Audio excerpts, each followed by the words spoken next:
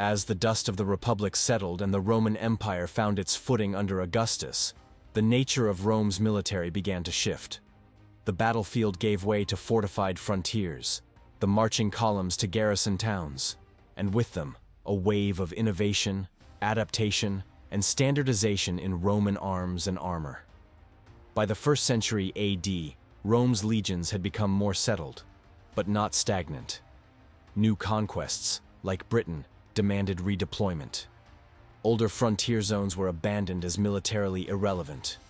Every time a garrison moved, it left behind traces, discarded weapons, broken gear, and occasionally something more haunting, like the soldier found down a well at Velsen, or another preserved in volcanic ash at Herculaneum. But the richest insight comes not from individuals, but from the military's garbage. Vindonisa's Schuthügel, a literal trash mound, offers a treasure trove of damaged, obsolete, or discarded weapons left behind by generations of legionaries. Among the most iconic Roman weapons, the pilum stood out.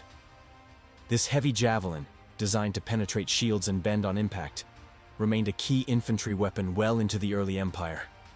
At sites like Oberadin and Calcres, archaeologists have recovered pila with surviving wooden shafts and riveted tangs. Some even show weighted attachments, possibly designed to increase momentum while limiting range. Alongside it, the spear was common, but far more difficult to classify. Roman spears varied in size and purpose, some thrown, others wielded in melee. Classifying spearheads is frustrating. Leaf-shaped, mid-shouldered, lanceolate. The terminology quickly spirals. Even the Latin terms, hasta, lancea, verutum, are used inconsistently by ancient sources. But depictions suggest Roman soldiers, especially auxiliaries, often carried more than one spear, one for throwing, another for thrusting. The Roman gladius, symbol of legionary discipline, evolved during this period. The long-tapered Mainz type, suited to both slashing and thrusting, gave way to the shorter, parallel-edged Pompey type. This shift may reflect a change in fighting style, more emphasis on controlled thrusting and tight formations. Scabbards, too, evolved. Early types featured openwork or embossed decoration, often with military motifs or laurel wreaths. The sword of Tiberius' sheath, for instance, displays a striking propaganda scene. The spatha, a longer sword of cavalry origin, also came into play, eventually adopted by infantry centuries later. Roman pugiones, or daggers, weren't mere backups. These were serious weapons, with blades 25 to 35 centimeters long and often ornately decorated. Handles might be wood, bone, or ivory. Sheaths?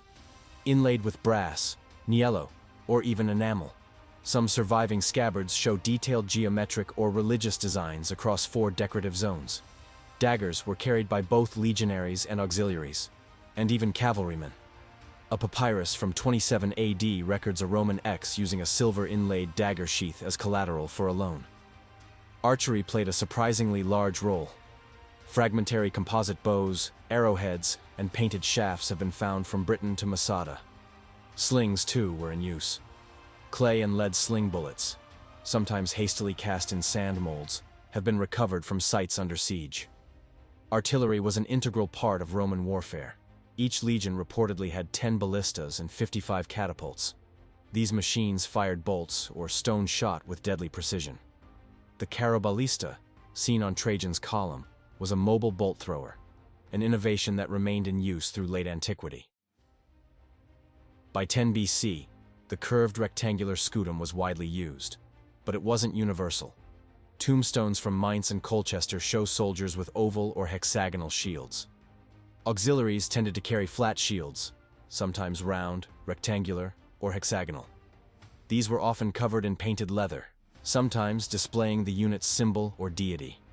Shield bosses varied by unit: iron, copper alloy, or even silver-plated. Covers were goatskin with decorative patches, some inscribed with the legion's name. 3 main types of body armor dominated this period: mail, or lorica hamata, worn by both legionaries and auxiliaries; scale, or lorica squamata, especially popular with cavalry; and segmented plate, or lorica segmentata, the most iconic, introduced in the Augustan period. Mail was flexible and protective, but heavy. Plate armor offered better shock absorption and was easier to mass-produce.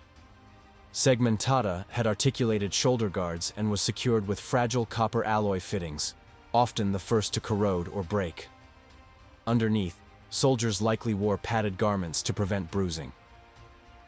Roman helmets became increasingly standardized, bowl-shaped with broad neck guards, hinged cheek pieces, and reinforced brows. Two main styles emerged: Imperial Gallic, known for high craftsmanship and decorative details, and Imperial Italic, plainer but similar in function.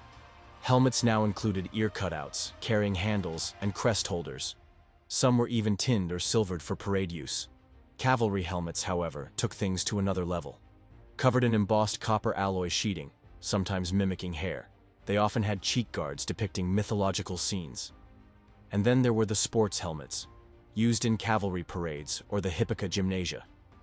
Made of a helmet bowl and a hinged face mask, they're among the most ornate equipment pieces of the era.